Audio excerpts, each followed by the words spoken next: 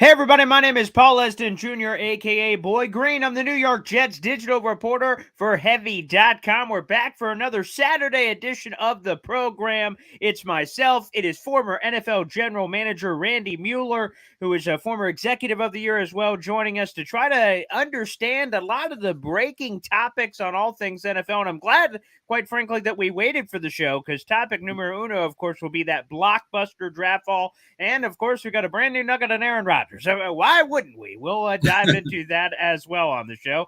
Let's kick it off by introducing my man, Randy. How are we this morning? I'm doing great, Paul. I kind of like this Saturday slot. You're right. We get to react to some things that happen, so I'm looking forward to it. Yeah, so without further ado, I guess let's dive in. And as a big time draft fan, this is a fun one for me. And we knew that this was going to be coming eventually, but we get an absolute blockbuster trade for the number one overall pick. Shout out to Ryan Poles. Here are the trade details. The Carolina Panthers are jumping from 9 to number 1. So all they get is the first overall pick. However, what the Bears get is an absolute haul. They get the 9th overall pick in this draft, which is a pick swap. They get the 61st overall pick, the second of 2 second-round picks of the Carolina Panthers. They get the 2024 first rounder, a 2025 second rounder, and on top of all those picks, DJ Moore, a 25-year-old young stud wide receiver, right off the get-go. Randy, as a former NFL general manager, I'm curious your take. I've heard people say, oh, wow, the Bears absolutely fleeced the Panthers. And I've heard, wow, I can't believe that's all the Panthers had to give up to move to number 1. Normally, it's somewhere in between, I suppose. What's your take, Randy? Yeah, not to be a buzzkill, but I think you're right. I think the truth is in between, and it usually does lie in those facts. I like the fact that the Bears have conviction for what they wanted to do. They put the for sale sign out 3 weeks ago, right? The pick is up for grabs. Whoever has the guts and the fortitude to come get it, we're going to move it, and we're not going to be tied to having to wait till the draft to do it. So they did that. They backed down to 9. I think it's a good move for them because let's face it, the Bears are interested in quantity as much as quality. So they need extra slots. They need extra tools in the kit to get better. They got a lot of things they need to fill and not so much time to do it. Let's face it, long term in this league is 2 or 3 years. And Ryan Poles kind of had last year to get his feet set. And you're right, now's the time he's got to make some moves. They have some cap room. They can move some maneuver some of the picks around. That doesn't mean they're going to end up picking 9. It means that that's where they are right now. It tells me that they weren't fashioned by any of these quarterbacks, that they like Justin Fields, and that he'll be their guy going forward. I do like that. They spent a year grooming him, trying to get his skill set to come to the top for the cream to rise. What we found in Justin Fields is probably what we're going to have going forward, and people should compare him to maybe where Jalen Hurts was a year and a half ago. So I think you're seeing that. The other thing for Carolina is it tells me that they have a quarterback that they like. That's the big thing and the big reason to go to number 1. It's which one these evaluators might see as the best fit for what we want to do that I think adds to the intrigue of this deal because nobody knows. We saw a similar deal a couple years back when the 49ers moved up for the 3rd slot and everybody said, well, they're going up for Mac Jones. Then it was Trey Lance. Then they were all over the place, right? I think Carolina knows who they want. They'll say, hey, maybe we'll end up trading back at some point, but they got to keep that intrigue out there in case somebody does jump up. But I think they know what they want. It'll be interesting to see which quarterback they settle on because I don't think you make a move like this going from 9 to 1 unless it's to fill the number 1 spot, and that would be a quarterback.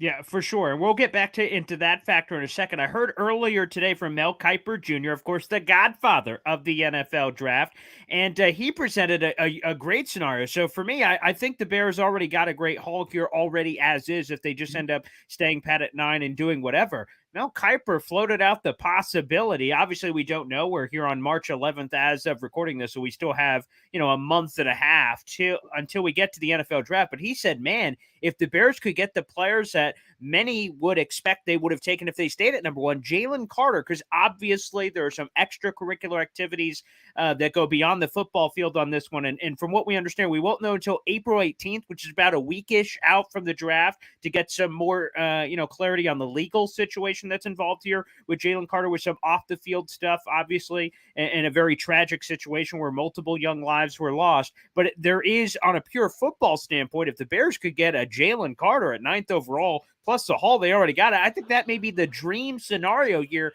potentially for the Chicago Bears, Randy.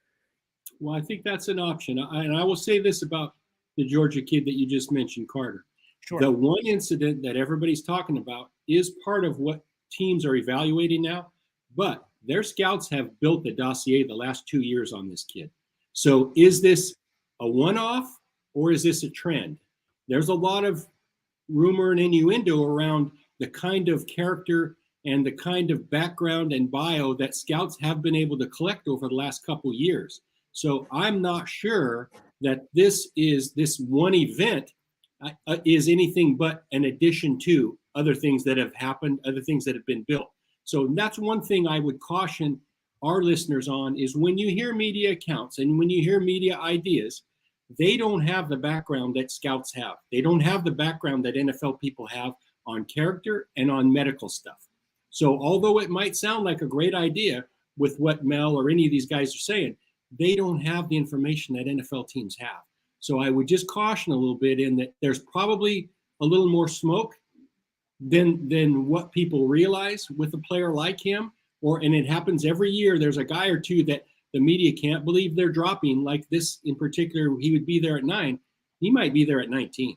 That's the thing about we don't know. We don't know the information that these NFL teams have gathered.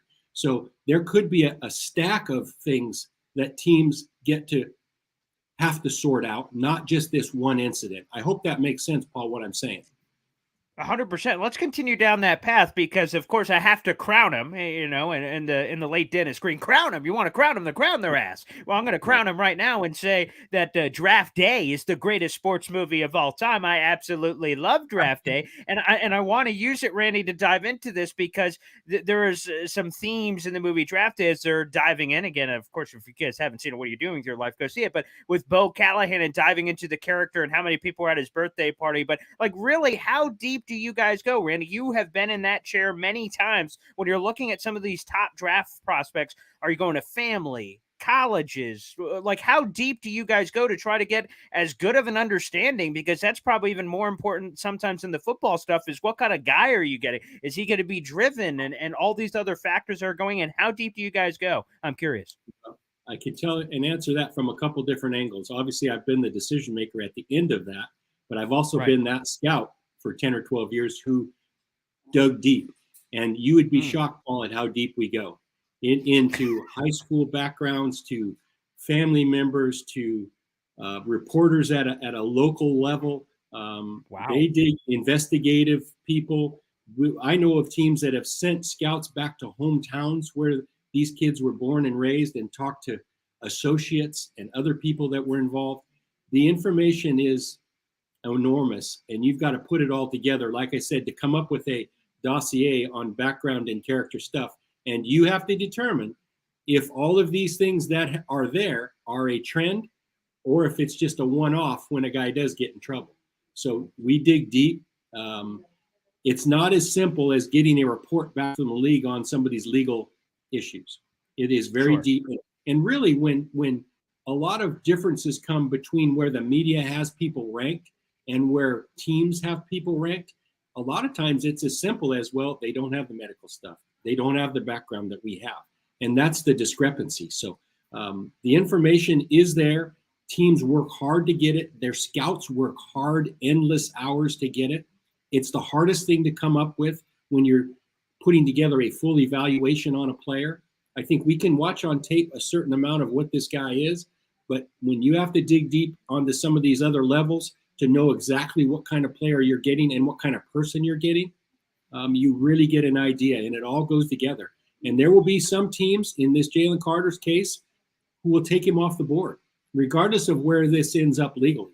There will be other teams that, let's just grade him as a player, and we'll kind of get to the point in the draft where we think the risk is worth it. And that's where it becomes really up to the individual teams. Some teams might think he's worth it at 5 still. Other teams don't think it's worth it till you get to the 3rd round. So everybody just decides differently.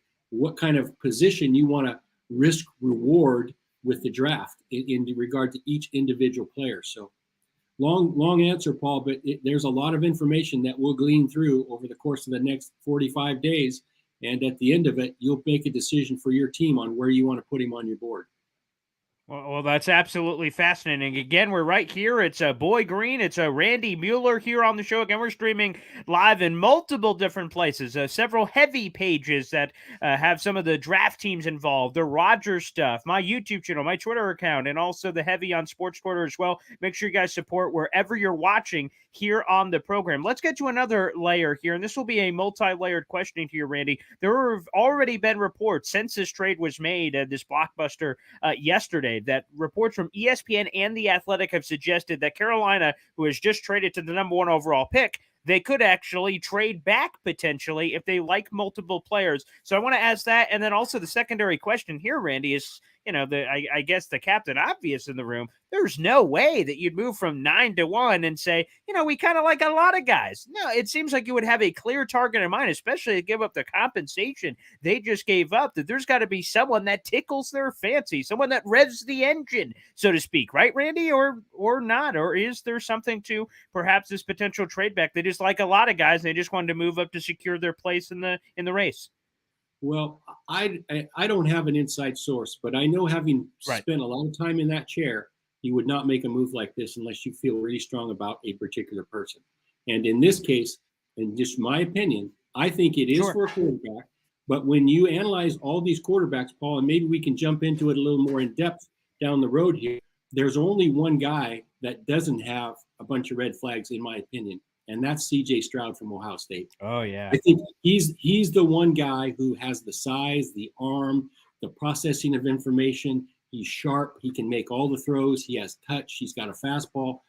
For my money, that's the only guy worth going up and getting. I couldn't go up to get a 5'10" quarterback or a guy from another school who's very inconsistent or a project. I'm not interested in any projects in the top 10 especially. So the one guy for me, and again, I don't know what Carolina's going to do, but that's the one move that makes sense to me. I think the C.J. Stroud, the quarterback from Ohio State, makes the most sense for them, and I think they'll probably end up with their quarterback for the next 8 or 10 years. And I think that's the whole purpose you make a deal like this. You're not going to go up, in my opinion, for another position, even a tackle at this point, or a pass rusher. Those guys can come and go, but your one chance to get a quarterback is now. And therefore, I don't see them trading out of that spot. They've got to put that doubt in some of the opposition's mind that, hey, maybe we can go get this and only fall back to 3 or 4. That's a lot of dots to connect.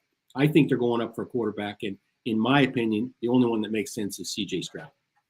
And coming off the NFL Combine, while I know there was a lot of sex appeal for Anthony Richardson, how not at his size, weight, the speed, the vertical jump, and some of those things. But if we're talking about pure throwing the football, I mean, I can't remember many or name many or list them off the top of my head that were better than C.J. Stroud in terms of purely throwing the football with a bunch of receivers. He's not used to throwing it. It just seemed like everything was pinpoint. So just a small sample size, of course, in the greater picture of evaluating these quarterbacks, Randy, but he looked like he showed a little bit of chutzpah. We certainly obviously saw that in the college football playoff game, even though that was a loss as well. Well, the film backs it up too, Paul, in my opinion. He's athletic, sneaky athletic. He completed 70% of his passes, just under 70. He's thrown 87, 85 touchdowns to like 12 interceptions. So all the numbers prove it as well. So the analytics geeks will also fall in that category, in my opinion, because all the numbers add up. But when you watch the film and everybody will say, well, what Justin Fields, he's just another Justin Fields. I think the thing that separates C.J. Stroud for me from Justin Fields is the fact that he can process, he can anticipate, he doesn't wait for players to come open. I think if you were to criticize a little bit of Justin Fields, he would hold the ball at Ohio State until guys got open. CJ's not like that. He can anticipate, he can drive deep throws, and he can throw them before those receivers break and before they get on time. That's before they break, and he can throw on time or earlier. And those are the key critical factors to me that separate him. The rest of it, the physical stuff, is all there. But the anticipation, the timing, the things that he does as a quarterback that I think are second level stuff, you don't have to really develop. Those are the things you get from him right away. Yeah, no doubt about it. Again, he is an incredibly intriguing prospect. We will see. Again, we're still quite a ways away, but Carolina wanted to make sure they secure their position. Another team that is looking to secure some level of a position. I have no idea where they're currently at, especially when we got this latest news. So let's throw this up on the big board. This is the beauty of technology, is that we're going to throw this one up. This is from Tom Pelissero minutes before we came on with this Rodgers update on the screen. Despite a report to the contrary, the Green Bay Packers and the New York Jets have not agreed to the framework of an Aaron Rodgers trade per sources. Both sides continue to await word from Rodgers on his plans. If he decides he wants to go to New York, then the teams will work to hammer out a deal. There have been a lot of conflicting reports this week, Randy, on the possibility of the Jets and Packers, and even as early as this morning from Jeremy Fowler of ESPN, who believed that the loose framework of a deal was locked in, and all we're waiting for was Rodgers. He says, yes, booyah, trade can happen very quickly. Although, according to this new report from Tom Pelissero of the NFL Network, that is not the case. So we have reporter wars going on in the streets right now. So, Randy, try to give us some insight here on what the heck is happening. What is taking so long? It seems like the Jets have already met with the Packers. They were out there, and then there's just been words like poised to happen, on the brink of happening from reporters, which has put fans on the edge of their seats everywhere. With Aaron Rodgers and the Jets, this thing feels like it's taking forever. We got some big NFL dates next week, Randy. Legal tampering period, noon on Monday. NFL league year kicks off on Wednesday at 4 o'clock. I mean, the rubber's about to hit the road here. Yeah, there's some points of reference here that I think we all need to kind of gather, Paul. And I agree with you. It seems like we're headed in a particular direction, but a couple things. One, there's no other team that I know of right now that's interested. It is the Jets for Aaron Rodgers or returning to the Packers. I don't think he's going to retire. And I don't really think the Packers have really kept the door wide open for him to return. No. So I think what you're seeing is a little pumping of the brakes. And here's why. Rodgers has to rework his deal. That has to be part of any framework for a trade. He also, once he decides he's going to do that, it should be his goal, and you and I have talked about it, to not make the Jets pay much for his rights. So I still think the Jets are going to be able to acquire him for a lot less than people think if they're doing a good job negotiating. I don't think they're going to have to give the multiple crazy top picks to get him. And if Aaron Rodgers wants to go there, he'll make sure they don't, because he doesn't have to do anything. He holds the cards if they want him to move on, that he can kind of manipulate the compensation involved in the deal as well. I think what Aaron Rodgers would like to do is, at some point, he's kind of hoping some mysterious West Coast team jumps in the mix so he can use it, one, to negotiate the structure of his contract, and two, to maybe negotiate for his choice as to where he can go. Right now, he's only got one choice.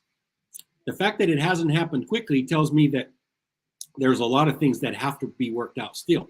I feel bad in this sense from the Packers standpoint, is that they made this deal with Rodgers a year ago, so they knew it could come to this. Their whole franchise is being held hostage by Aaron Rodgers again. And I'm sure that has led part of the way to them wanting to move on, because that would get old. You've got to have multiple plans in place. If Aaron's there, if he's not there, my guess is they're tired of that and would like to move on. So those are kind of the hot buttons right now as to where Aaron will go. I think he'll probably end up with the Jets, and I don't think the Jets are going to have to give much for him, just because I don't know where the competition would come from. It's supply and demand, right? He's a great player, but there's only one team demanding his services. 100%. And Randy, I'm not sure if you saw this clip, so we'll also show it to the fans here. Mark Murphy, who is the Packers president and CEO, he was speaking at some level of a girls' association basketball game across the street from Lambeau, and he was interviewed about this Aaron Rodgers situation. I've never heard this level of transparency and almost bluntness with this situation. Here is Mark Murphy, again, the Packers CEO and president, a quick 27-second clip here on, the Aaron Rodgers situation in general. Here we go. Let's roll the footage. Very few players play for only one team. And, obviously Brett had a great career. Aaron had a great career here. And regardless of what happens, Aaron will be in the Pro Football Hall of Fame. He'll be in our Hall of Fame, and we'll bring him back. He'll retire his number. And And the additional stuff with that, Randy, as we just kind of stopped the clip there, is he talked about Aaron Rodgers in the past tense. He said he had a great career here. We'll bring it back after he retires, and we're trying to find the best situation for Aaron Rodgers and us. It was just a lot of weird, like almost as if he's already gone, but the last time I checked, he's still on the roster. It was very bizarre, Randy. Yeah, 100%. It sounds to me like when you listen to that cord has been severed, that we were trying to move on. I do know that he went on to say, well, I guess if everything didn't work out like we all wanted, we could have him back. Obviously, their intent now is to move on. They've got to make a deal that they can live with.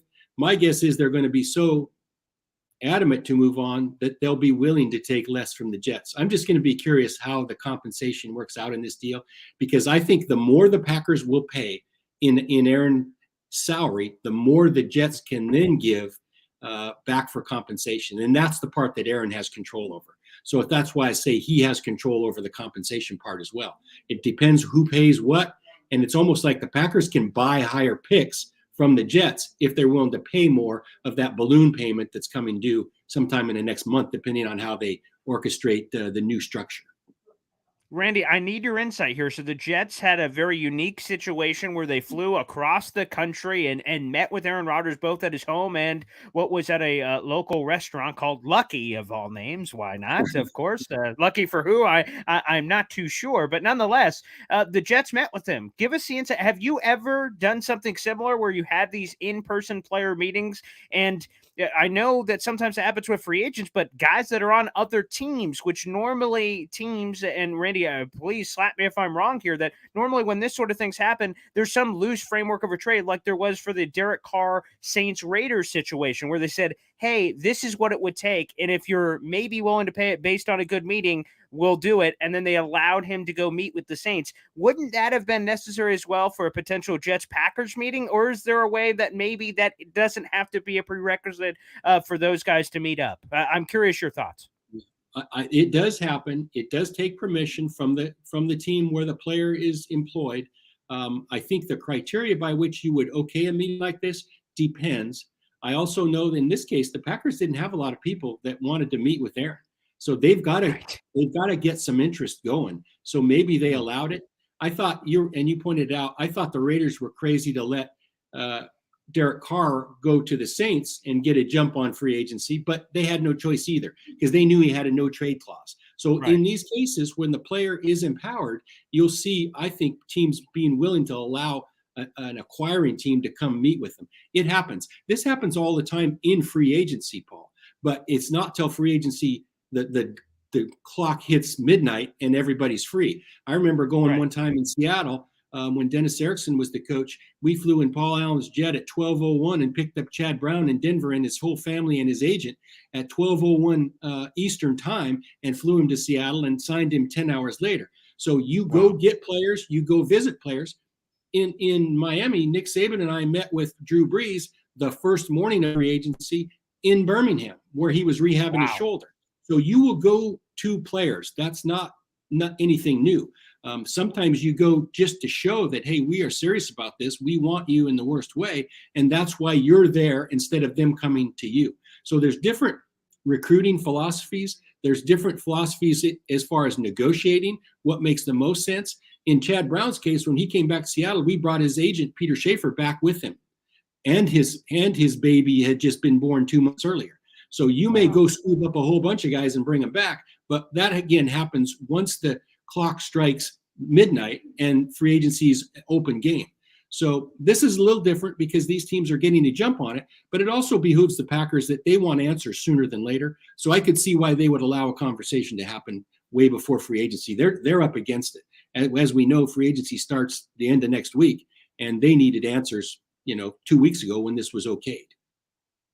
And tell me, what would this meeting be about? Because it seems like, from a surface level, like, wow, the owner, the general manager, the head coach, Nathaniel Hackett, who's the close friend of Rodgers and also the offensive coordinator for the Jets, you said that level of power, like, wow, is that to close the deal? Is that to lock in most of the key details? Is that just to exchange philosophies? What kind of players, Aaron Rodgers to the Jets? What's your plan for free agency? Just Aaron Rodgers. Who do you want? What do you want? Like, is that the sort of thing? How deep or how surface level is it when you do kind of a cross-country trip like that to meet with players?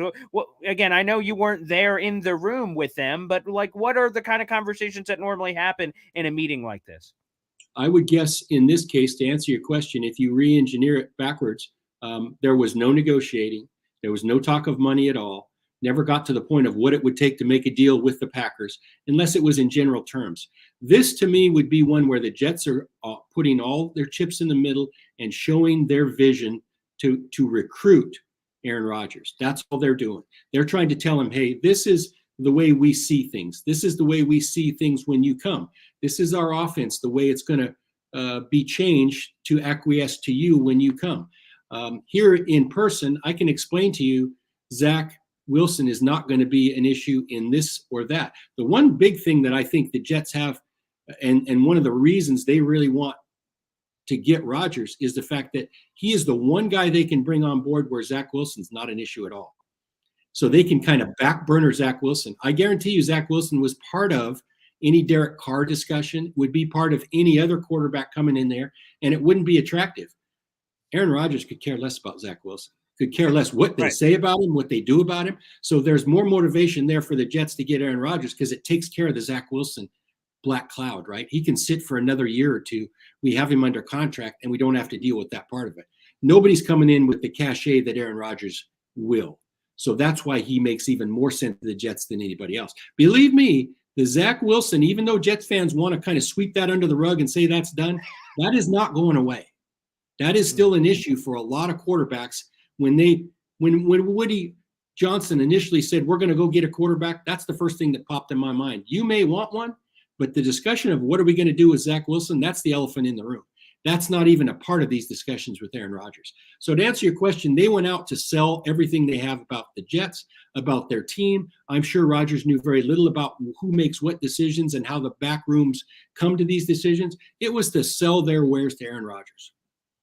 All right, interesting. Well, now I need to ask you this, Randy, because I've asked as many people as I possibly could, because with how hot and heavy this Aaron Rodgers Jets thing has been, people have been trying to kind of pontificate on, wow, if Aaron Rodgers dropped on this team, what could the Jets be? I've heard some people say, whoa, Super Bowl baby. I had Field Yates, which nice flex. You guys could check that out. YouTube.com/BoyGreen25. Wink yesterday, and Field Yates was actually a lot. He didn't go anywhere near that. He said they'd be a playoff team, but I don't want to go too crazy here. And he talked about the depth of the AFC and other things. So, Randy, where do you stand in all of this? Are you ready to? Is there a Super Bowl banner there behind us somewhere? You're going to start waving that, or are you more so Field Yates playoffs? Well, where do you sit? Aaron Rodgers dropped on the Jets. What the heck are the Jets?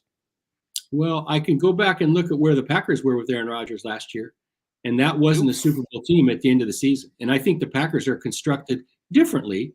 I think the Jets may have another marquee player or two that the Packers don't have, but no, I don't have the Jets going to the Super Bowl if they get Aaron Rodgers. That's a competitive division. I know I'm buzzkilling you and all the Jets fans. I apologize. But I like their chances a lot better with Aaron Rodgers for sure. The thing is, you're still, and I tweeted this a day or two ago, that this pursuit of Aaron Rodgers has to have the Buffalo Bills' attention, right? Has to have the Miami Dolphins' attention. So there's other teams in that division that they're going to have to get by, not to mention in the AFC, in Cincinnati and in Kansas City. And so there are a lot of competitions going on within the AFC. I know this, every time a rival of ours in our division would go make a deal, it made me as a GM kind of focus and say, all right, am I doing enough? Can we do something else? Sure. And so that's what I meant by saying this is giving the Bills a finer focus on their retooling a little bit as well, because they have an eye out. If the Jets do get Aaron Rodgers, what can we do to match that? That's all I'm saying. So it will up the level of the front offices in the AFC East for sure. It'll make it more competitive for sure, but I don't know that anybody's planning a Super Bowl party in New York City yet.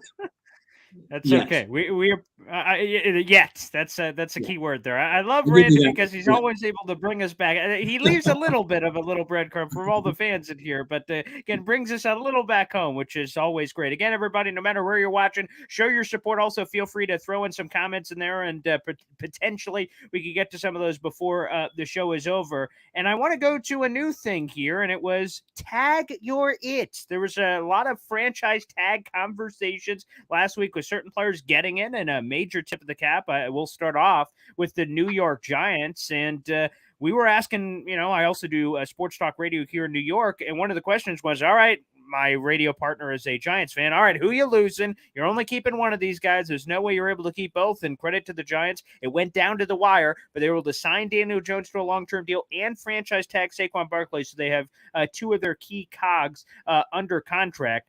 First off, let's start with Daniel Jones. What did you make of the massive contract that he got? How good of a deal is this? And is this, quite frankly, just the going rate? So you could get mad at it or show any emotions. It just is what it is with what you're stuck with how all the other quarterbacks seem to be getting paid. What's your take, Randy?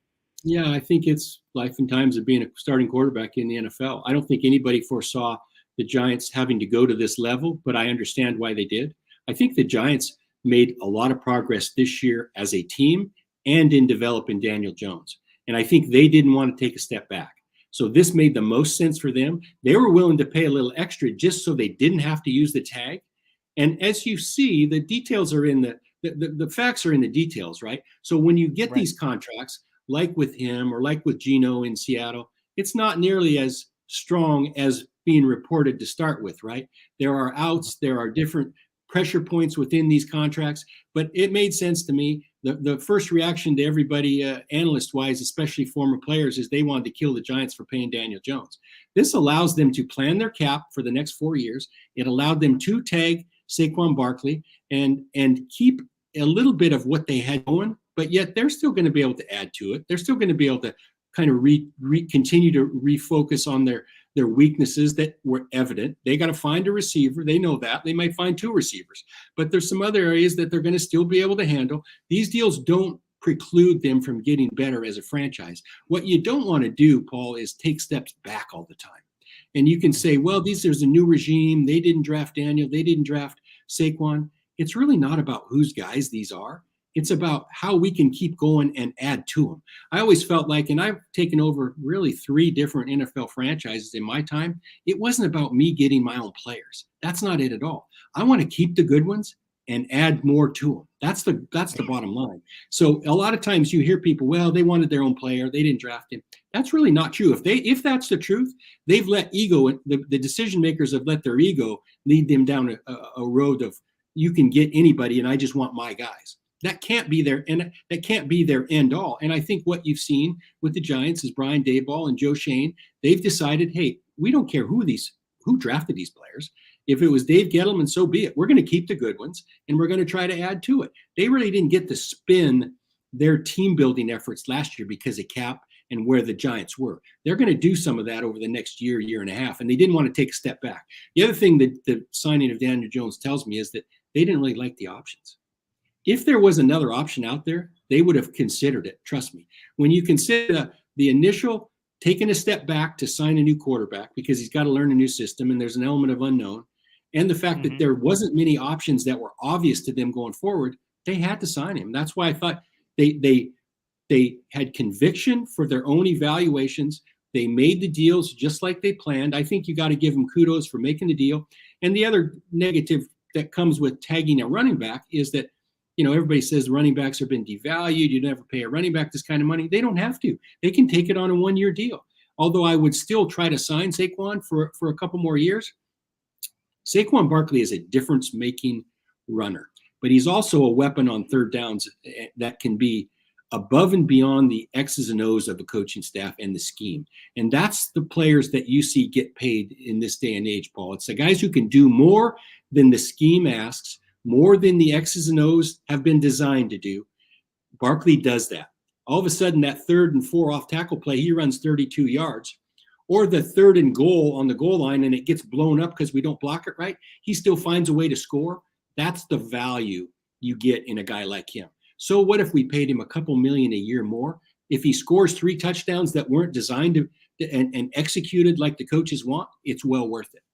That's just my theory. The Giants did good. Yeah. Yeah, well said, and I agree. And again, when you look at the franchise tag number 2, depending on the position, some positions you could feel a little more squeamish about. A running back is a little over $10 million per change, and we're talking about the top of the market is $16 million per year, so not too shabby. And again, to your point, this tag can even work as a placeholder. It guarantees he won't reach unrestricted free agency, and they can have time potential to reach a long-term deal if they see fit. So it works better to lock in the quarterback and make sure there's not that change that we just talked about, potentially taking a step back, and also locking in the position with the better value at a much different cost, obviously, to $10 million to the potential $32 to $45 million, depending on the exclusive versus non-exclusive tag, certainly at the quarterback position. So shout out to the Giants. Absolutely. And I think the other thing that doesn't get much run in the media is that you can plan your cap, Paul. You can now design where cap numbers will fall. There's no unknowns. You can present a solid case and say, we're going to have this cap count for Saquon, this cap count for Daniel. We know exactly where we're at, so we can work around that. If you don't know or put a giant tag on a guy where you're eating up a ton of cap room, you're really hamstrung when you're bringing out the rest of your roster. Yeah, and let's go to the other big, massive story. It was, of course, we knew the Ravens were going to tag Lamar Jackson. Of course they were. But what level of tag? Are we going non-exclusive or exclusive? Ultimately, the Ravens placed the non-exclusive, which a lot of people said, well, baby, here we go. That invites other teams to talk to Lamar. Again, that cannot start till March 15th, Wednesday, the new league year kicking off, by the way. So none of that can happen until then. But it does open the door for other teams to do, as we've talked about in the past, potentially some of the dirty work. But the latest news coming in here, Randy, and I'm curious your thoughts. Field Yates said it on my show yesterday, again, wink, and also others have said it throughout the week, that they don't believe that what is going to come with the non-exclusive is that you'd have to give them some crazy offer that you would hope the Ravens wouldn't match, and if they did match, you would owe them 2 first-round picks. Field Yates doesn't believe any team ultimately will even offer him a deal because they just can't. The other factor that we have to add in here, Randy, is the context of this, is that it will allow the Ravens have 5 days to match. And if, let's just say, let's throw a random team out, the Falcons, who have been a popular team for Lamar Jackson, if they offer him this, let's just make up the numbers, a 5-year, fully guaranteed $250 million deal, by the moment they offer him that and the Ravens have 5 days to match, and obviously Lamar signs that, so the Ravens have 5 days to match, the Falcons, as Field Yates describes it to me yesterday, would be landlocked, and that $250 million would be on their cap and would restrict everything they're going to do in free agency, and the Ravens obviously wouldn't do the Falcons any favors, and they would ride that 5 days out and then potentially even match it to put the Falcons up against it. So some of these reasons are why Field Yates believes no one is going to end up offering Lamar, which seems crazy now to think about it. Randy, what are your thoughts on all this? Exclusive versus non-exclusive in this entire complicated Lamar Jackson situation? Well, I think this. I agree with what the Ravens did. I think they made the right choice. Okay. I think, like Field, it's going to be a hard sell to get somebody to sign him to an offer sheet. For the first thing I thought of when they did this, Paul, when the Ravens put the non-exclusive tag on Lamar was, I hope he hires an agent. Because things just went from level C, negotiating with an employer that you've been with for 4 years, to now negotiating with 5 potential employers who you know nothing about. And it is a hot potato. You're juggling all kinds of stuff. I hope he's getting advised by somebody, and I'd like it to be somebody other than the union, because I have read where he's been getting some backdoor advice from the players union. I got news for you. The players union is for the players union, and they're for the big picture. I want to do what's right for me and Lamar Jackson if I'm him. And so that doesn't always mean we got to do what's right by the union. So my first thought was, I hope he hires an agent, because it's going to be convoluted. If I'm a potential team, let's just use the Falcons, and I know they've said they're not interested, but if I'm the GM of the Falcons, Terry Fontenot, how do I make a deal with Lamar? Do I call Lamar? Do I go through all this stuff with him? The pros, the cons, that now we're back to that. There's no buffer. I don't know the timing mechanism. I don't know how much Lamar knows about this whole process, because he's never been through this before. So you're back to then having to educate that side on all the dynamics of making a deal like this. So it's one thing, like I said, to negotiate with a team that you know, people people you for the most part trust. Now you don't. This is all new. So I think Lamar is going to be in over his head. I think it's going to be hard to make a deal. I'm not saying it's impossible, but it's going to be hard. And here's the other thing where the Ravens hold all the cards, in my opinion, is a deal that he brings back to them that is not fully guaranteed might be something that they just match right away anyway. Maybe he brings a deal back to them that just ups the level of the offer that they already had on the table, and they're going to probably take it. If it's some crazy number, and if it's fully guaranteed, the Ravens aren't going to do it, and they'll walk away with their 2 first-round picks. So I just think it's going to be hard to get a team to, 1, negotiate a deal with Lamar, and then 2, trust that the Ravens aren't going to match it. Because let's face it, what's the exercise for if you don't think you're going to get him at the end of the day? You're just wasting time, and nobody has that kind of time. The point that you brought up is that when you get him to sign an offer sheet, this year's cap allocated portion is what counts. Not that full $250 million. I see. It's just Okay. this first year's portion has to count. So that would paralyze some, although you would think the cap number would be fairly small. But again, you got to remember, you got to make it hard on the Ravens. So if you have a lot of cap room, you might put a $50 million cap count in year 1. That alone might eliminate the Ravens. So there's a lot of dynamics when you negotiate this deal as to, we used to call them poison pills for the opposition. They're going to put some poison pills in there. I would prefer that Lamar had an agent working on those poison pills rather than him and the family that is advising him. I'm not being critical of Lamar. I understand why he's doing what he's doing. I just think the level of negotiations just went up a 10th degree, to a high priority, experienced advisory team being needed. And by the way, Jet fans very familiar with the poison pill term. A bunch of years ago, for our older Jet fans, Curtis Martin, who was a restricted free agent, the old Bill Parcells move, pulling the old swap-a-rooney with the New England Patriots and sticking it to them. The Pro Football Hall of Famer, eventually, Curtis Martin, one of the greatest human beings in NFL history beyond his ability on the football field. So it will be interesting to see. So let me ask you your gut real quick, Randy, before we get into some of our final notes and quotes here. What's your gut say? Is Lamar a Raven? Does some team end up creating some crazy poison pill contract with the Ravens? Are like, son of a gun, this would be too difficult. It would make them squirm to accept. So ultimately say, hey, we'll take 2 first-round picks, 1 this year, 1 next year. What's your gut say on this situation? I don't think there'll be a deal done, Paul, and I think he'll end up back at the Ravens. Now, he may say he's not going to play on the tag, and then the next pressure point will be when he shows up. He'll probably miss all camp. He'll probably come the week the season opens. I just don't see how or why he would try to solve the whole world's problems. I would just try to get what's best for me. But I don't understand where the philosophy is of, we pick this hill of a fully guaranteed deal and I'm going to die on this hill. I just think Lamar, for his sake, ought to take the best deal he can take and not fight the world peace argument for solving everything in the whole world right now. I don't think it's the time and place. And I think he should secure his own future and gain the generational wealth and don't worry about what everybody else wants him to do.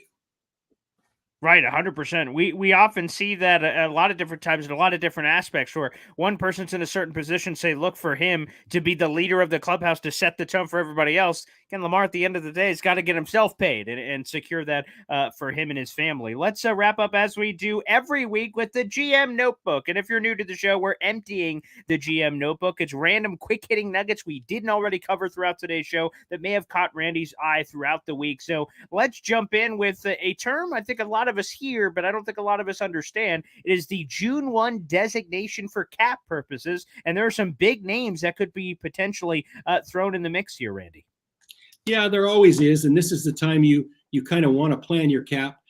For example, the Cowboys are in a bit of a tough spot with some cap decisions to make. I think Zeke Elliott is probably better off somewhere else at this point. They're talking about him taking a salary reduction. I think he's a prime candidate for a June 1 designation. And for our listeners, that just means he can push off half of what his dead cap would be into 2024.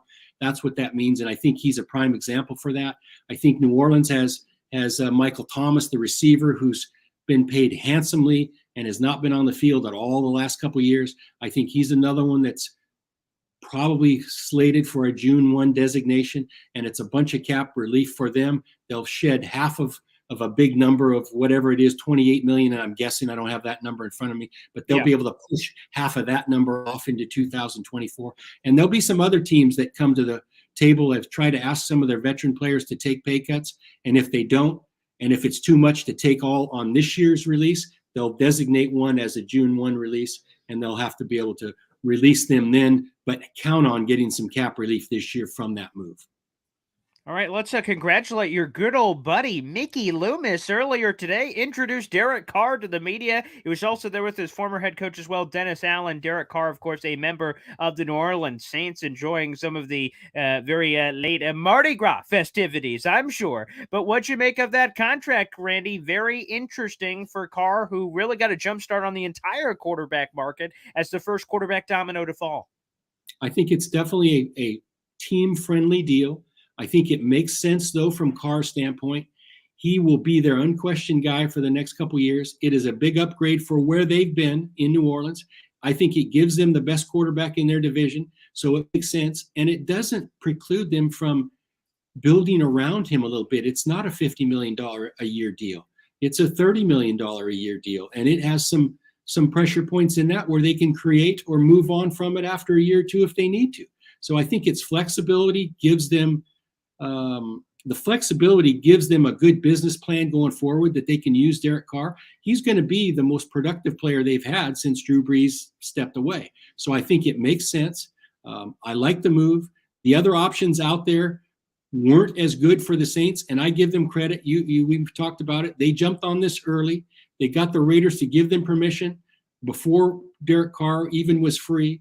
And they took advantage of that in the whole scheme of things. So I like the move. I think it's a really good move. I'm not surprised at the numbers. I think Derek Carr takes a little less to build around him. I love that approach. And I know a lot of players don't like to see players take less. I think Derek could have squeezed more money out of other places, but this just made sense for me. And I know this, having been one of the people, New Orleans will welcome you, and they will get behind Derek Carr.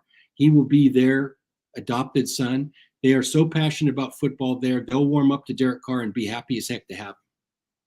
Yeah, and I just have to add to it, watching some of that Derek Carr press conference earlier, Dennis Allen, the head coach of New Orleans Saints, and obviously former head coach connection with Derek Carr when he was with the Raiders, he said he used the trade exception that they got with the Raiders initially that allowed them to meet with him, and he pounded the table for loyalty. We were the first team that wanted Derek Carr. We were 1A, so he was able to kind of use that, which is interesting. And also, Derek Carr mentioned the fans that greeted him when he went to a local Chipotle, and the fans wouldn't let him leave. Pictures and autographs and the passion, and he said he fell in love right there with the crazy Saints come marching in everywhere. So not surprised at all. Not surprised. It's the way they are. It's the way the people are there. Again, I went from 20 years in Seattle to being the GM of the Saints. He welcomed us in the same fashion. I love it. It's a great place to do your job. I'll tell you that. The other thing is, by Carr going there, for me, Paul, this is a stamp of approval for Dennis Allen, because their relationship in the past is probably why this thing happened. And I was wondering how the Dennis Allen regime would go after year one. There was a lot of rumors, would this last? Is this a one-year deal? I think Derek Carr coming there is a feather in the cap for Dennis Allen. So I think it helps support his cause, his vision. It makes it easier for him to exist without pressure from the outside of, hey, we need this right now. I just think it also sends the right message that players do want to follow Dennis Allen. And that's a good thing for your franchise. When players want to follow a GM or follow a coach, they have faith in those people as decision makers. And that's a good thing for Saints fans. Absolutely. And from one quarterback getting paid to another, Geno gosh darn Smith. Oh, my Lanta. For those who don't know, Geno Smith, up until this offseason when he just got paid, we'll get into that in a second, $17 million in career earnings as mostly a backup quarterback after being a draft pick of the New York Jets. Now this offseason, he signed a 3-year deal for $105 million. Sweet jambalaya on a Saturday, Randy Mueller. Is Geno worth that kind of money? Well, he's worth that money to Seattle, I can tell you that. And that's all that really matters, right? I don't think anybody else was going to pay him anywhere near this. But I understand why Seattle did it, and I think it's a good move. It's also a team-friendly deal. They can escape after 1 or after 2 years. There are not cap ramifications that force them to have to keep him. I think they can spend money around him. They can build around him. Here's the thing, and this is probably could have been used even more so from a team concept. They could have beat Geno down and got him for less money, because let's face it, Geno had really toiled in the dark for 10 years. No other team was going to pay Geno Smith. You couldn't pay him on this year, as inconsistent as it was. No one's going to pay him $30 million a year. So the fact that Seattle did it, I think, sends a right message within their own locker room, within their own people, to take care of one that valued and gave us what he did. I just think it's kind of a feel-good signing. And yeah, they hope they get the more consistent side of Geno, not the Geno against the Chiefs where he made some questionable decisions like he used to 8-10 years ago. They hope they're getting the better version of it. It's also the next step in him progressing under this offense. So I think there's pluses all around. Yeah, could they have saved a little bit of money? Probably. But I don't think when you have a coach that's 70 years old, that he wants to start over with another quarterback, especially not developing one. So this made sense for him, made sense for the offense, and makes sense for Seattle. I think you'll still see Seattle looking at some point for a longer-term fix at quarterback, but I don't think they're going to do it in the first round. I think they can now kind of select at some point, maybe one in the second or third round like they did before, like other teams have done, and develop that kid for another year or two before Geno then steps aside. Geno is, even though it sounds crazy to say at $30 million a year, he's still a placeholder for the long-term version of what they want to do in Seattle.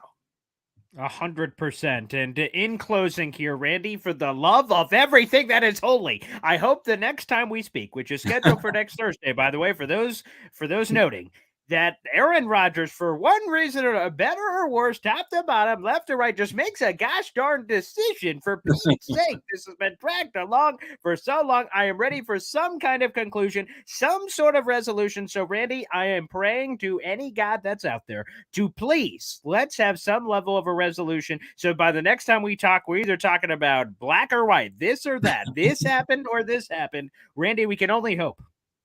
I feel your despair. I feel your anxiety. I'm sure that's multiplied by 10 million Jets fans. I get it. I think you're right. I'm pretty sure we'll have a decision by next week. Again, free agency starts on Friday. So we've got to have some closure to this. And I think everybody will be happy. Tune in to McAfee on Tuesday, right?